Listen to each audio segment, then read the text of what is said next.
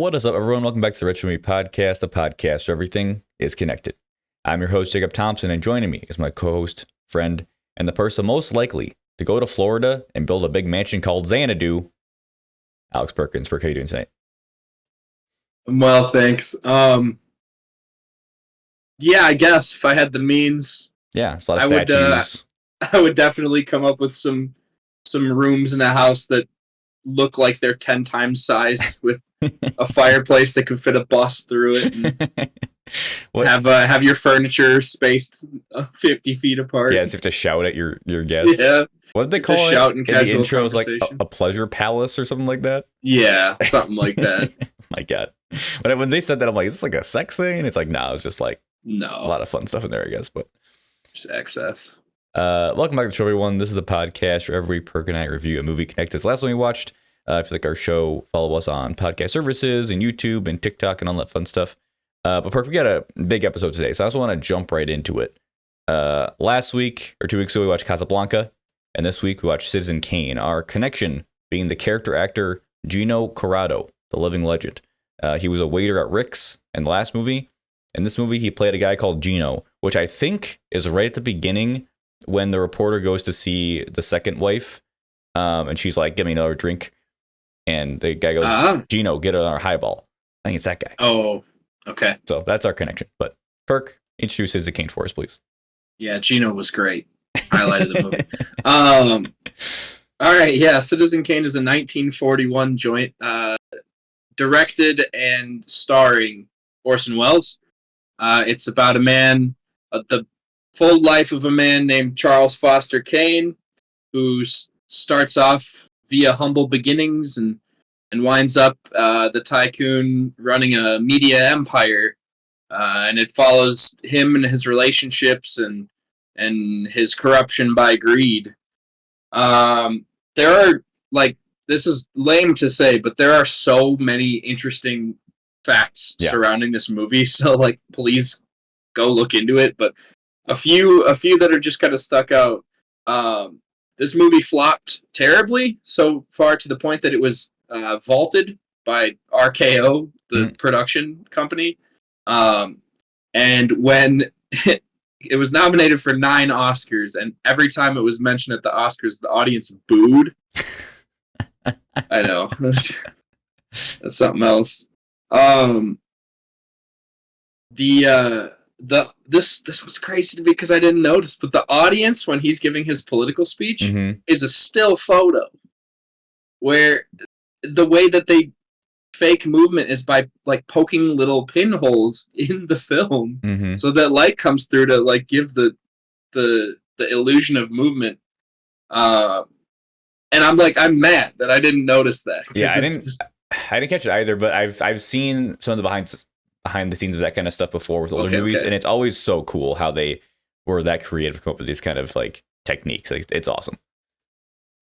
And then the movie is semi based on William Randolph Hearst, a media tycoon, who knew about the production and was furious about it all and did some crazy stuff trying to discredit Welles, like calling him a communist and all that. But to the extent where, rumoredly, Welles was at one point tipped off that in his hotel room waiting for him, William Randolph Hearst had planted a naked underage woman and a photographer that when he opened the door, she was going to jump on him and they would take a picture to, cancel him effectively, which is insane, but he didn't stay in his hotel that night. So maybe some truth to that. I don't know. That's insanity. But kind of tracks with the character that is, Kane. But so Berg, none of us have seen this before, right? First time for both of us. Obviously, this is a very well-known movie. It's heralded as being super ahead of its time. What'd you think of it? It's often cited as, like, lists. It was really good. Like, divorcing it from the context, which is hard to do because there's a lot of stuff that really elevates it that you may not notice because they've just become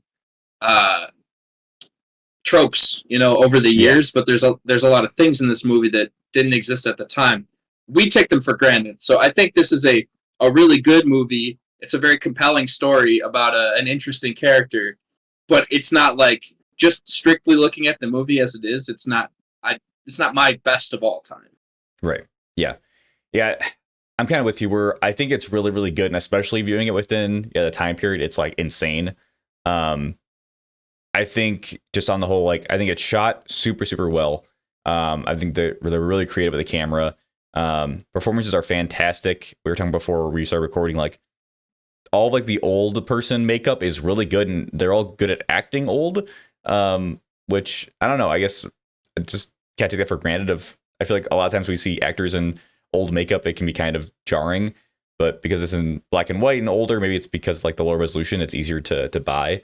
But I thought the acting was great, and I think the thing that struck me the most was just the complexity of Kane's character and how like emotionally complex he was, and them like calling him out for it. Like when his second wife leaves him, he's going on these excuses of like, oh, like I'll make things better. I'll like do what you want, not just what I want.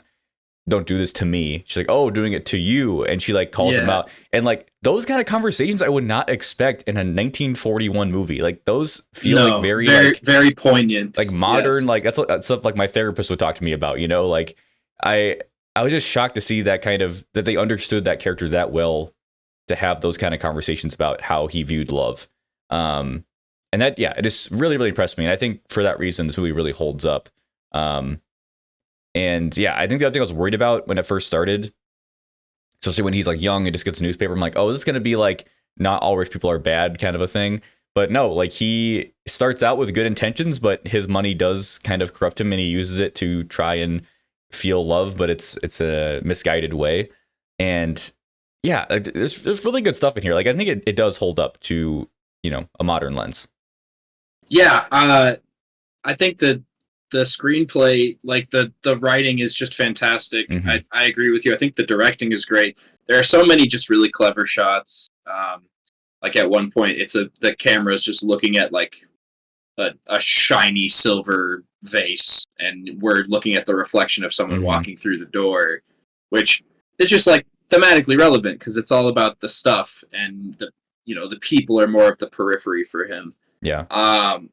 And you're right, because coming up, Kane he's an idealist, right? Yeah. Like his whole goal is like, someone needs to stick up for the people who can't stick up for themselves, and at the start it's like, oh, we're gonna watch him, take down the baddies, and it really is a story of how greed corrupts, and his character just the through line of his character is so good, and all of his motivations make sense. And you can even tie it back to like he was taken away from his mother when he was like 8. Yeah. And so, he never had that familial love. He was raised by a cold analytical banker, essentially. Yeah. So you can see why, raised in an environment of accounting and banking, he thinks that love is more transactional. Yeah. As opposed to like a real feeling. And he craves that connection because he lost it with his parents. Yeah. Yeah. I'm waffling, but basically I think that the story is really good. Yeah, I know. There's one of those poignant scenes to me was when Jed, his friend, comes in drunk, and he talks about unionization coming, and how, if Kane was a real idealist, he would be pro-unionization, but he's like, oh, you're not going to like this because they're going to be able to get what they need for themselves, so they won't have to come to you to get what they need, And that was just so enlightening of like, okay, like this character, yes, he says he's an idealist, and he says he wants things for people, but he wants their love, and he wants it to be a transaction. Like, I do this for you, then you love me, and I feel better. It's not fully selfless. And the greed that corrupts him is not a greed of money, because he doesn't care about money. It's a greed of love. Because he, like you said, he didn't have that growing up. And like I said, I was shocked we're getting these types of themes in this old of a movie. For some reason, I have this like bias in my head of like, old movies were simpler, and like because I don't know, I assume like emotions weren't talked about that much back then. Like, you wouldn't have these kind of like themes, but it really worked. And I will say I was a bit jarred. I don't know what you fellas do in the opening. Like there was a lot of exposition thrown at you right away, and you don't realize you're watching a newsreel. At least I didn't. They have like the opening stinger thing, but it was a lot to like go through really, really fast. Like what is, and like this is gonna be the whole movie of just like a news type thing, and then we get out of that and we get the actual story. But the beginning was a bit much for me. I was a bit overwhelmed by the amount of exposition we got right up the front. I think that's fair. It's definitely it's long. The news stinger. I picked up on that it was going to be like a newsreel and we were going to tie back in. And they do kind of go back and unpack everything that was mentioned. It's kind of almost like a forward to the establishment of the rest of the movie. And the lens through which they attack that is, well, this was just events. Like someone go get the punch, right. Find out, let us know what all this actually means. Yeah, find the story. Right. I do think, maybe it's a little long, and if you're not aware that it's gonna end after 15 minutes or whatever, I could see it being, it's jarring because it's definitely long compared to what more modern times you see that type of device used in like a 2 or 3 minute little blurb. Yeah. Rather than so over the top in length, but it worked for me in just like how it kind of spread the web for the rest of the movie. Yeah, I know. I think it is ultimately helpful because then when we popped into like a timeline later, it's like, oh, I remember this from the newsreel. I have some context already. I was just like, I'm like, wait, what's going on? Like, what is this movie about? The guy's named Kane. Is this his Kane, or is there enough? His son is like the But once we got into it, it all made sense. But I also was wondering when we were watching that, it's like, okay, but what part of this vignette that we're seeing of this life, what part is the part that we're actually going to follow for the movie? Yeah. And the answer is all of it in a unique way for the time. Mm-hmm. So to just tie back to how this movie is like a structural trailblazer, the mechanic of the movie where they put together his life story via going and talking to people from his past, mm-hmm. In a non-chronological fashion, just hadn't been done at the time. At least not on this big of a scale. There's always people experimenting on smaller mediums, but like at this time, movies go A to B, and that's it. You follow your protagonist and you go A to B. And this one, you don't follow your protagonist at all. Mm-hmm. At the top lens, like through the metatext you do, but it's going to talk to people and do a clip in the current, and then go back and do a flashback, and then a clip of the current, flashback. And while this is something that like we all know how this goes because it happens all the time, for it to be the first is kind of crazy. To even think to implement something like that at the time was insane, and I think it works really well. I said they did it well.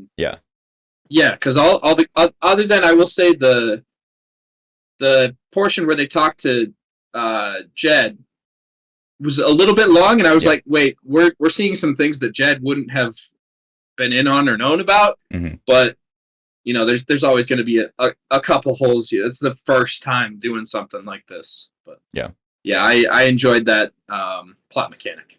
I think they nailed that. Also, just a quick interlude on the Jed, like we already kind of mentioned, but he did a great job of acting like an old guy who wants some cigars, that was great. And then like even when Orson Welles is old and his second wife leaves and he is moving around the room destroying shit, he's like kind of stiff because he's older. Like it looks goofy, but I think it would look goofy, and it worked again. Like I don't know, I'm just like so impressed by the old acting, because I don't know if you said this, but I heard people with like Irishman. It was kind of weird of like, I guess the opposite problem of you having an old De Niro who is de-aged and he still moves like an old man, and kind of people getting taken out of it. But in this case, like they're all good at acting like crazy old people.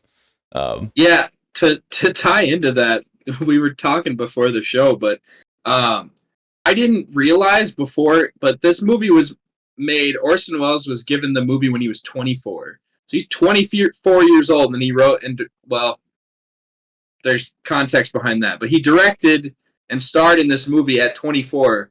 And I was like impressed with the scenes when he's a young man, and I'm thinking, oh wow, did they like de-age him for this? Because I'm assuming that he's like in his 40s when the movie happens, right? No, like the scenes when he's older are so, like, you're right, the makeup is just so well done that I assumed that this was at a later stage in his life. No, he was 23 or 24 the whole time. It's crazy to think. Absolutely and crazy. I agree with you that the makeup, the aging is so well done. And the way that the characters inhabit those older bodies is really seamless. Yeah. All right, Perk, here's the big question. Was the Rosebud reveal worth it? I think yes. I think it contributes to the message. But what do you think? I think it was fine. That's the only thing I knew about this movie is the word Rosebud. I didn't know what the twist was. I knew there was like a twist or a reveal, but sure, I just knew Rosebud was like the name of the game. So I was relieved when it's like the first opening of the movie. It's like, okay, it's not like a secret thing. It's like literally what the movie's about. But I think, it just emphasizes the theme we were talking about of like, his childhood got taken away from him, and that kind of, butterfly affected his entire life and kind of made him the person he was, which ended up being kind of shitty. Right. So and that the Rosebud ties back to a memorable moment in his life, a traumatic moment, because that's the moment he's taken away from his parents is with that sled in hand. Yeah. But also on top of that, because no one was able to unpack it, it also contributes to the idea of like, not everything is just. It could have just been something lost, something he never had, and it not everything in a man's life can be tied together so simply. Right. Which is another statement that the POV character Thompson, I think it was. Yeah. He makes that statement at some point. It's like at the very end, yeah. Yeah, maybe you just can't boil it down like that. The reveal that it's the sled both emphasizes that it doesn't tie everything up, but it's justified because that's a moment that he would be very tied to emotionally. Yeah, no, I think because I didn't have a whole like, oh my god, mind blown. It was just like, oh yeah, right. It was like, oh, that emphasizes the theme, which I appreciate. Like I'm a big themes guy, so I think this movie is really cool. I think it's definitely worth watching. I keep getting my biases challenged with this series. It's like I keep thinking that these old movies that are the greatest of all time are super pretentious. Like, no, this is just like a good movie. And it turned out to be based on somebody's life, which I did not know about before reading the trivia, which is kind of crazy. Yeah, definitely. And just to tie in a couple more, sorry to keep nerding out about the filmmaking of it, but this is one of this movie effectively used a precursor to green screen technology. Because there are some scenes where, like at one point, I think it's is it maybe Geddes is like looking down over Kane's speech, like he's up in a box and they're looking down over the speech. Yeah. In the scene that was shot, the actor in the box is just looking at a blank wall, or off into the void, and they like legitimately just cut the film. Yeah, from the bigger shot to put the two together. Yeah. So, and I think that probably helps it make it look pretty seamless. This technology is used a few other times. I was like looking pretty hard for it. So there are some shots where like you see an open window behind the character and like the sun and the sea or something. And it looks pretty good, especially compared to like, you think about we're almost 100 years later and we still have some pretty shonky green screen moments. So yeah. And yeah, it's cool to see stuff like that. And then also, another just structural thing that they kind of pioneered here. They didn't invent the montage, but this is like the first time it was implemented on such a scale in such a movie. But the scene where Kane and his first wife, Emily, are having breakfast. Yeah. And we just continue to see them Yep. have breakfasts, and we see their marriage deteriorate without having to go through all of the dialogue and all the events in the process. We just kind of see them fall out via this chronological at the time, but non like standard time frame of a shot. Yeah, I think that was like, it's just part of the things that I've one of the things that I've been taking away from this classic movie thread is it's so cool to see the genesis of tropes. Yeah. Because there's stuff that we just take for granted now that at the time, like, yeah, someone had to invent it, and it's cool to see where the start was. Yeah, I think we'll talk about that later in this episode for a different movie.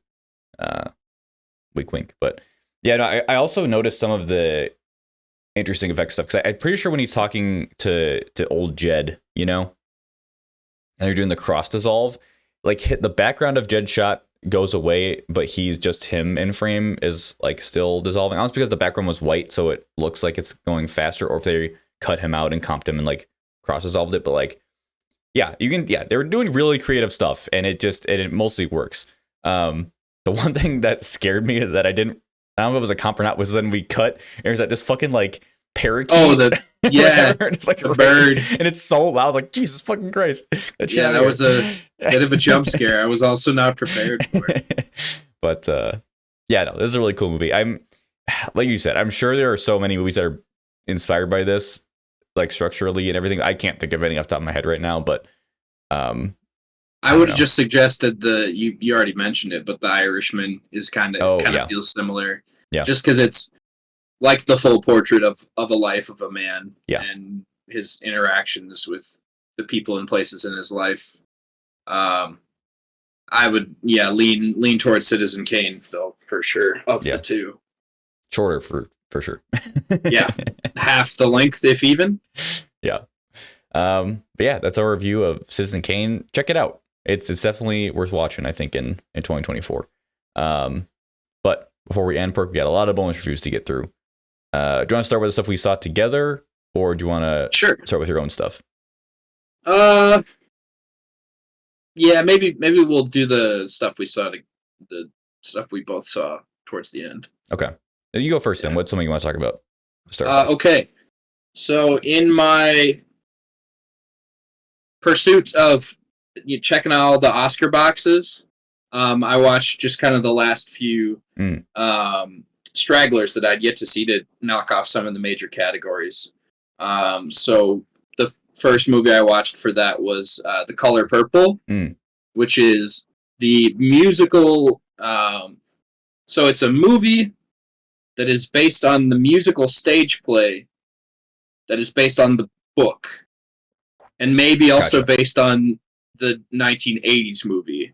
I don't know what kind of relationships the stage play or the stage musical and the Spielberg movie have in common, but I do know that this is a film adaptation that's also musical.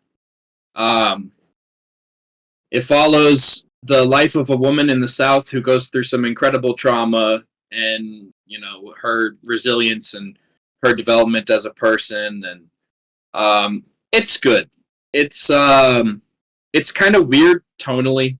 There are some absolute whiplash moments where we will go from dancing around in a field, singing a musical number with background dancers and everything, to a scene of like graphic, not especially graphic, but sexual assault is a part of the movie, a major part. And so tonally it's kind of all over the place. I'm known to not be a musical fan, but the music in it is good. The singing is really good. The performances are great. They cast Fantasia Barrino, who I remember from American Idol a long time ago, but she played the lead in the stage musical. So that there's a tie over there, and she's fantastic in her role. I could have easily seen a nomination for her. Taraji P. Henson plays Shug Avery, like a blues singer. She's also terrific, and she's always worthy of praise. And then the only nomination that this movie ended up getting was for Danielle Brooks as a supporting actress, and she is tremendous. She is, I think, by far and away the standout from this movie for me. Her performance has so much depth of so much range. She has to do so much in a small amount of screen time and be believable, and she absolutely kills it. This movie also has Coleman Domingo in the role of Mister, who is the abusive husband of the main character, and he's really good at being evil, and it's a fantastic performance. I'll talk about another performance of his later, but yeah, overall, it felt long too, because musicals do that for me. I always feel like it's like, can we continue? But it's actually like half an hour shorter than the 80s movie. So if you're looking for a non-musical version to tighten it up, not quite. So and yeah, having not seen the original or the musical, this is my only reference. It's a tough story, but it's pretty well done, I'd say. Nice. I'm glad to hear it. Give me one more, and then I'll hop in with one. Okay. We'll continue on with another Coleman Domingo performance. I watched Rustin. Rustin is the story of Bayard Rustin, who was a civil rights leader and a black gay man who was around during and essentially he planned the March on Washington, where 250,000 people marched on Washington for civil rights. He planned it in everything but name, and essentially had to be kind of erased off of the pedestal because he was gay. And it's his story, and it's how, the leaders of the black movement, even though they're on their way to push for civil rights, don't want to be associated with him as a gay man. And it follows some of his relationships, and and it culminates in the march for equality, jobs,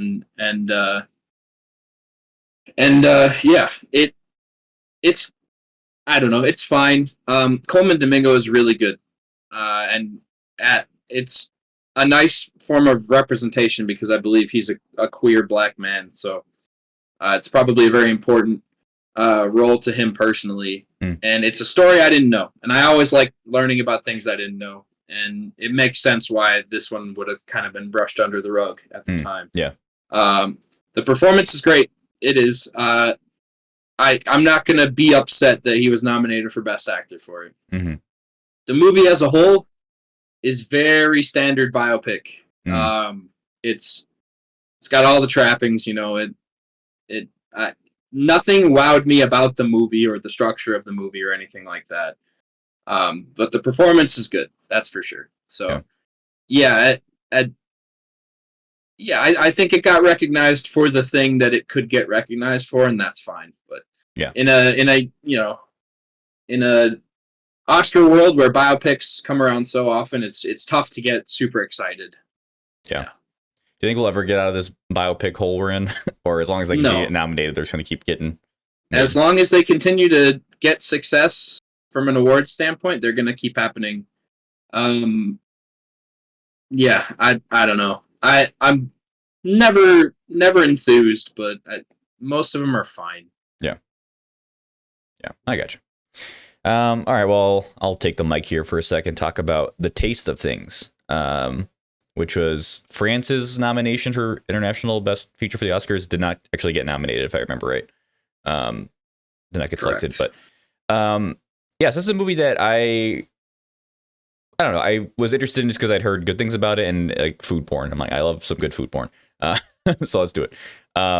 So this takes place, I'm not sure the year, I don't know if they ever actually say, but it's an older, period piece set in France. And it's this couple that's like not officially a couple until later, but both gourmet chefs, and they work at this kind of estate, and the man, I think, runs the estate. I don't remember if he comes from nobility or not, but they're gourmet chefs, and they're doing what they want to do, which is just cook really good food. And it's kind of a love story between them, as well as just kind of an exploration of passion, I guess, and kind of passion for your work and for people. And it was good. Like, it was solid. I'm not like screaming from the rooftops about it, but like it was a good time. It is very like heavy focus on the food. Like, there are 10 to 15 minute sections where there's nobody talking. It's just cooking. And I I don't know if this is a major critique, but wherever they're putting the mics, man, there's a lot of heavy breathing. Like it's a lot of breathing sounds and like heavy breathing while they're doing the cooking, which is, whatever. But the food looked great. I mean, I'm not a period piece guy, but even back then they're doing what's it called? Baked Alaska. I'm like, I need some of that right now. Yeah, it looks so good. But yeah, just like really, really good food porn. So if you like that, it's a good feast there. And the story is solid. I mean, it's like I said, nice exploration of passion between this couple and their love for each other and love for food. And I think it ends in a good way. And a lot of it too is the guy who runs the estate. It's him and like his bros. He's got like a doctor friend and a guy who runs like a ranch, and they're just like bros. They're eating good food.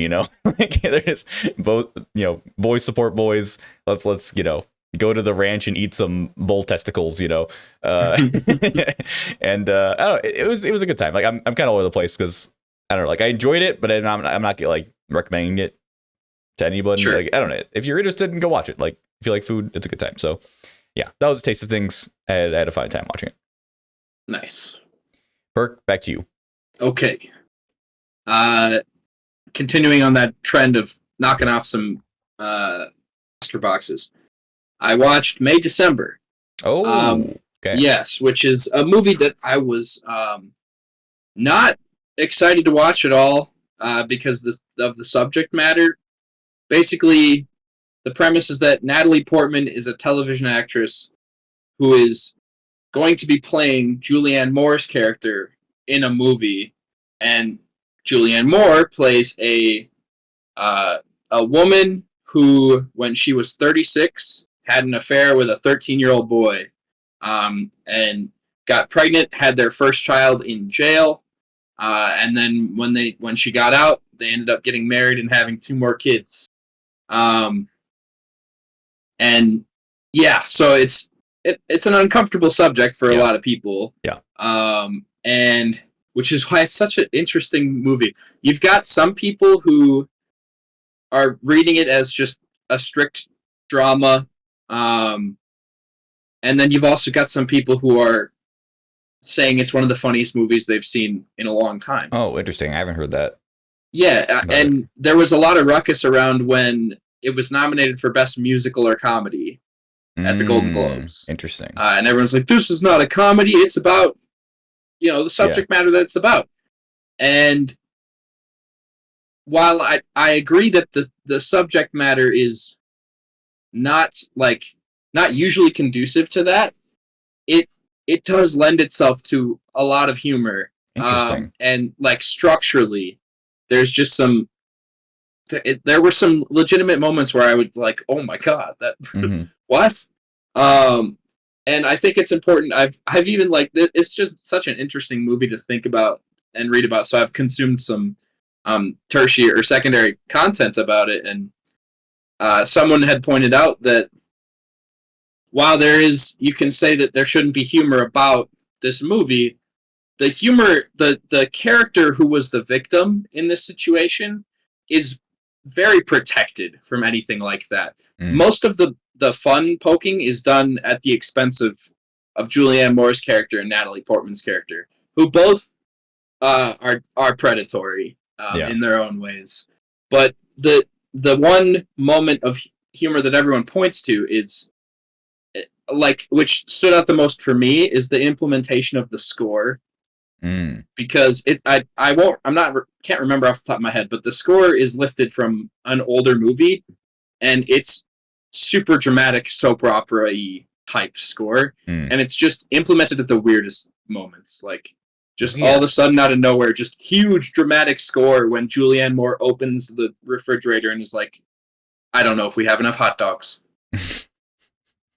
Or the score is just it's like the same score cue too every time, like the same little few bars of score, and then we see that Julianne Moore is like beyond dramatically bawling her eyes out on the bed about how a woman canceled her order for a baked good, and it's like it's just goofy. Yeah. And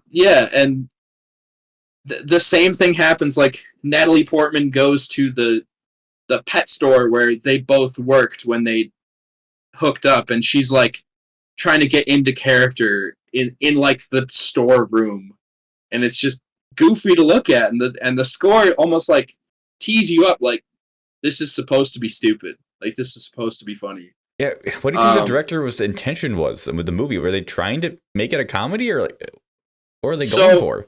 It's more like it's hard to say. That's one of the reasons that I enjoyed it, is like I think it's like a satire of melodrama is kind of what it is, like the super ultra dramatic,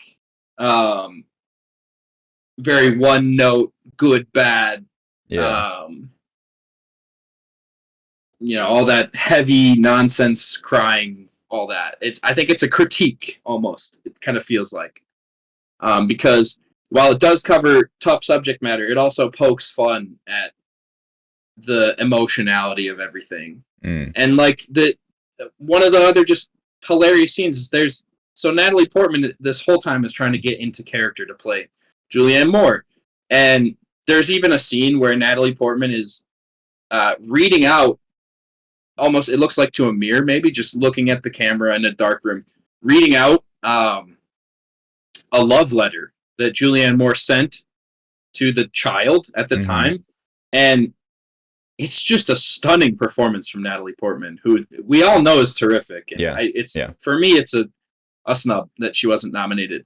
But then we get to the end of the movie, and we get to see the movie ends with a shot of filming the movie that Natalie Portman is starring in, and it's just a goofy, awful scene, and her acting is terrible. And to play the boy, they cast like the classic, like a 25-year-old to play a 13-year-old. Yeah. And so the idea of the premise of this movie is that Natalie Portman wants to get it right, wants to do justice to the story, because it had been a shitty TV movie in the past. And it's like, nah, we're going to do it right this time. And we finally get to the filming of it, and it's just the stupidest scene, and it's just bad acting. And it's like, oh, so she was just full of it. Yeah, so it's a hard movie. That's the thing. Like, I can see the people who are really mad about it, and I think that can be valid. I can also see where people think it's hilarious, just not in a traditional sense. Like it's a challenging movie for sure. Gotcha. But I thought it was really good. Especially the acting. The three central performances are terrific. Julianne Moore should have a Best Supporting nomination. Natalie Portman should have a Best Lead Female Actor nomination. But the key one is like Charles Melton as he's Joe. He's 36 when the events of the movie takes place. He's probably the best supporting actor of the year. Yeah. Wasn't even nominated. Yeah. So, yeah, I think if nothing else, as an acting showcase, it's terrific. But if you pick at it and unpack it a little bit, it's just there's a lot to look for, a lot to dig into. So yeah, I'm glad I finally watched it. I'm glad it wasn't as one note as I was assuming it was going to be. Yeah. So awesome. Let's do one that we both watched, and then we'll go back to you, and then we'll end us up with the big boy. But me and you got to go see Perfect Days, which is Japan's submission for International Best Feature, which did get selected. This movie about a janitor in Japan who he goes around cleaning all the public restrooms in Tokyo, and that's what he does. That's his job. It's his life. And this movie is a very much just a slice of life of his day to day and his routine, and the people he comes into contact with here and there, and family at one point. And it's really all there is to it. He goes about and listens to his favorite music as he drives in between, each part of the job. And I really, really enjoyed this movie. I thought it was one of the most beautiful movies I've ever seen. Just absolutely gorgeous cinematography. You could tell that the filmmakers just love Tokyo. I really wanted to showcase it. Also, side note, Tokyo has some of the coolest public restrooms I've ever seen in my entire saying, life. bro. What are we doing, Perk? What are we doing in this country? I know. Figure it out. My Have God. you seen the public restrooms like at parks? They're horrible. They're Around, horrifying. they're terrible. They're horror scenes for sure. My God. I part of me thinks that somebody just loved those so much. Like, I want to make a movie where somebody has to go to these bathrooms. Would it be a janitor? You know, but I love this main character. I love he got his routine down, man. He has everything in the right place. He has every day of the week. He does his thing on Sundays. He does his laundry and gets his photos developed. And he's kind of got his life figured out. And then there are little people that come into play that maybe disrupt a little bit, but then he kind of gets back to, what he wants to do. And to me, like, this movie was about just like finding the meaning in the mundane and finding the joy even when you're doing something that most people look down upon, like cleaning toilets. But it just struck me that every day he walks outside, he looks up at the sky and he smiles. Like, he's just happy to be alive. And I don't know, it was a very just kind of life affirming film. A bit long, but overall, I really loved it. Yeah. So, we saw this together and I'm total agreement. It's just beyond beautiful.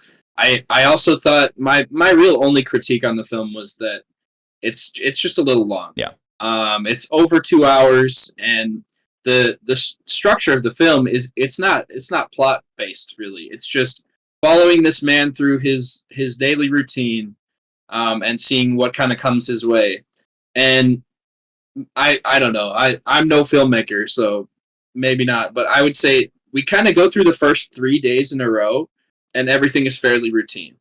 I think you could maybe cut one of those days. Yeah. And just take the runtime in a little bit, and still establish that fact that that's the routine of it. But I mean, aside from that, it's just so gorgeously shot.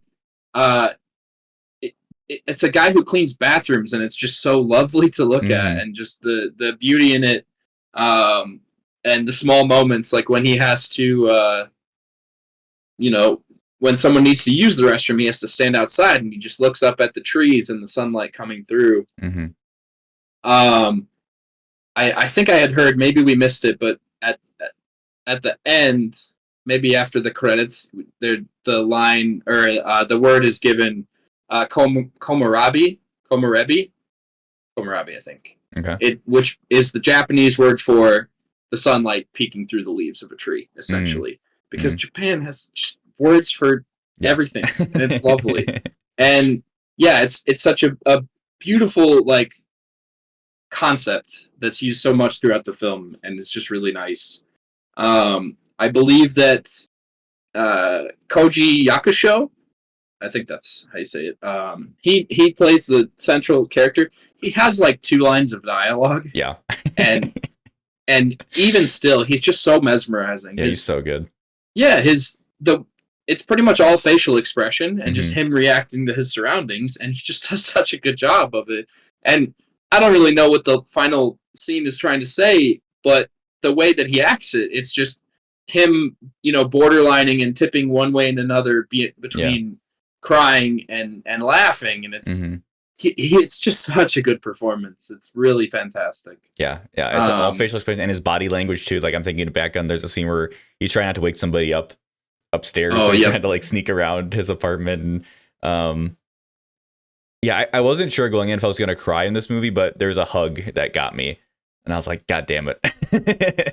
But yeah, for sure. This is a great. I think this might be good on a rewatch too. Now they know the structure more, and like, I was kind of waiting for something to happen for a while of like, okay, and that's when it's too long. But well, from the trailer too, it kind of seems like that there's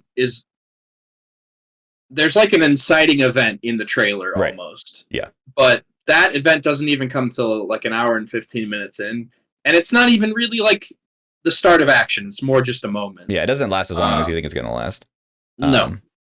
But that's okay. Yeah. It works really well for what it is. And yeah, for a movie about a guy who cleans toilets, I immediately went home and cleaned my whole apartment after watching it. Got you motivated. Clearly it's effective. Yeah. Perfect Days, definitely recommend it. Go check it out. All right, Perk, back to you, and then we're doing the big boy. All right, so I got one more Oscar nod that I checked out. and it was nominated for cinematography. El Conde is what it's called. And it's a bananas premise. Okay, so I'm buckled up. yeah, the idea is that we're introduced via a narrator speaking in English to this character, Auguste Panoche, I believe, who was like a real figure from history, who was the dictator of Chile. Okay. At one point, and essentially what we come to learn is that he is a vampire who is 250 years old. Mm-hmm. We get introduced to him as a young man in France, is where he gets his start, and is in the French military and using his powers to kind of ascend the ranks. He's there for the overthrow. He actually steals Marie Antoinette's head because he likes the taste of her blood. Mm-hmm. And we follow him on his ascendancy and the way he kind of uses his power to kind of effectively move through politics is the way that it's applied, and use that politics to do shady deals to make himself a fortune. It kind of is like the pursuit of wealth is his main deal. Mm-hmm. And we catch up to him when he's 250. He's an old man, living in it. He's since been tossed off his throne in Chile. Has been ostracized. Ostracized.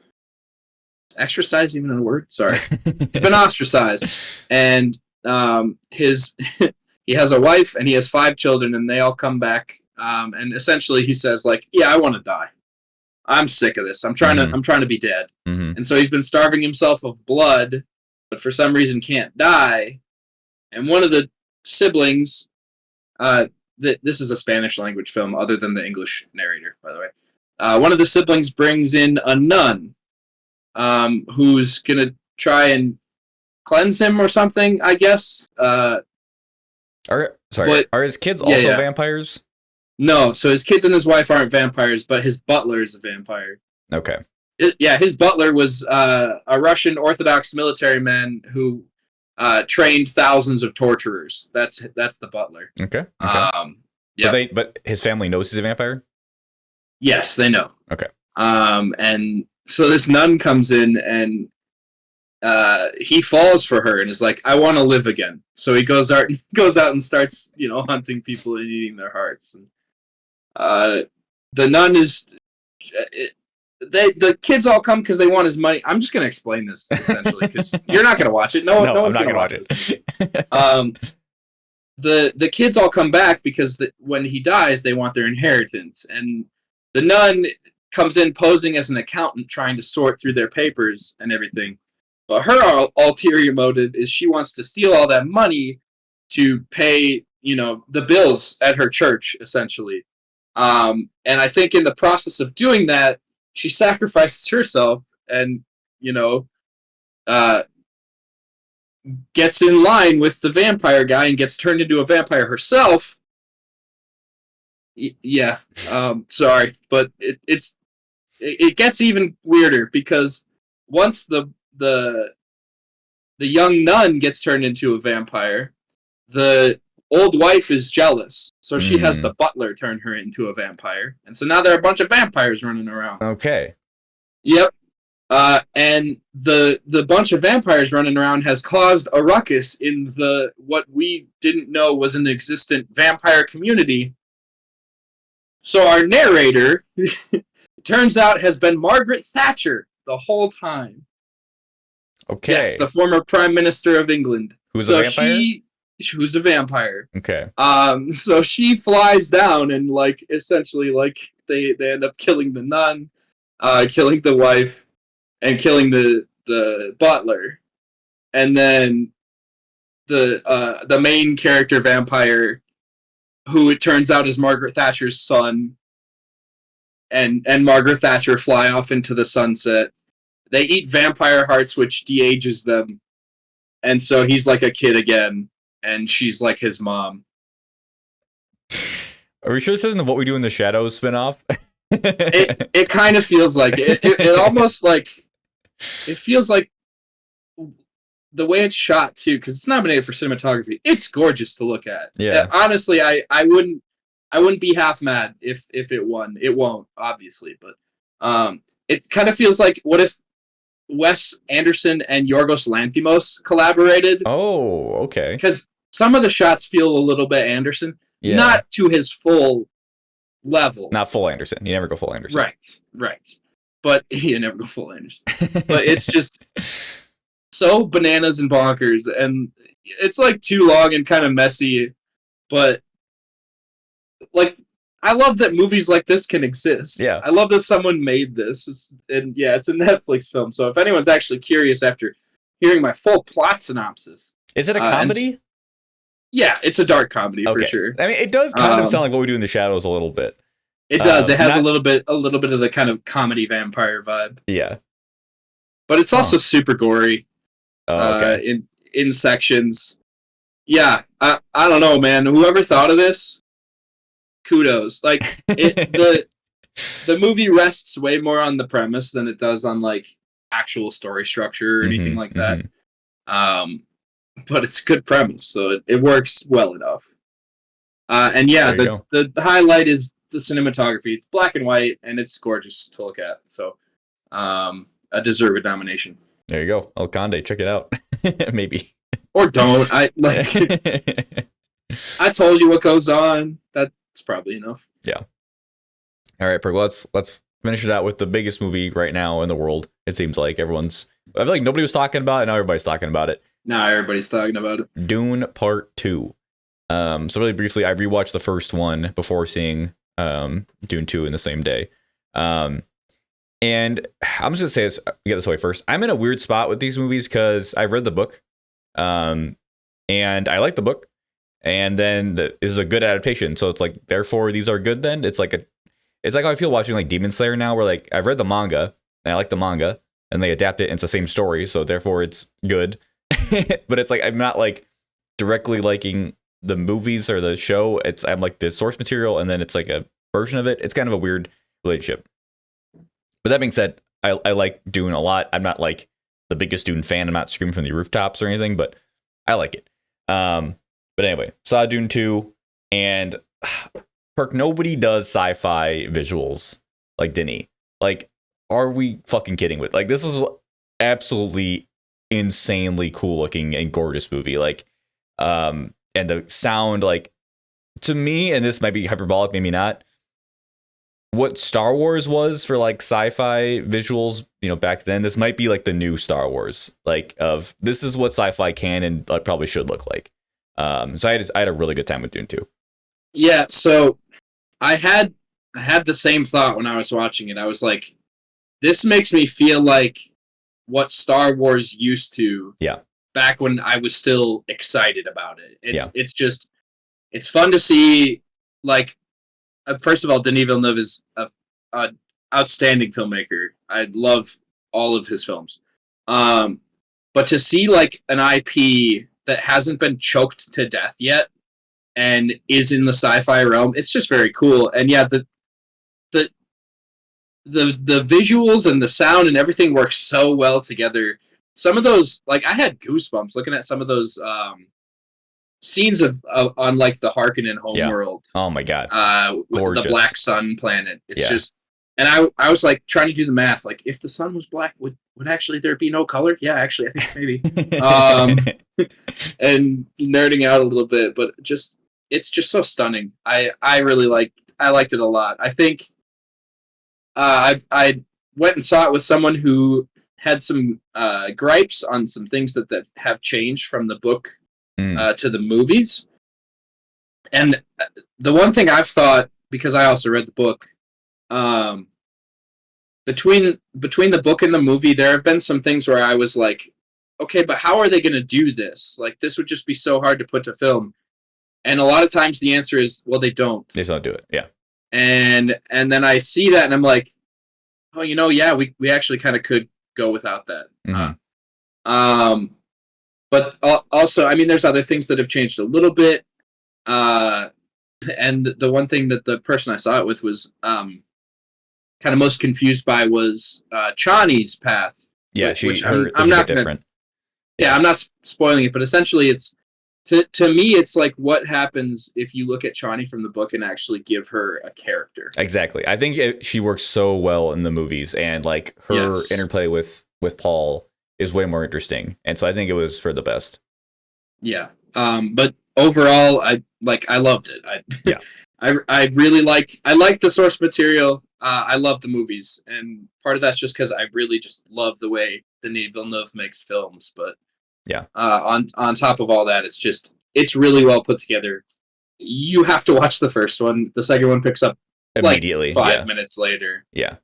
You definitely have to watch the first one, and if this doesn't win for production design, like what are we doing? Like this is like one of the most well thought out productions I've ever seen. Just everything looks perfect, and the visual effects are gorgeous. Like how is it? Like I didn't question an effect one time in this movie. Like everything just looks so seamless and like beautiful, and like how they intercut like visions and all this stuff. Like, everything's very like clear when they want it to be clear, and but fuzzy when they want it to be fuzzy.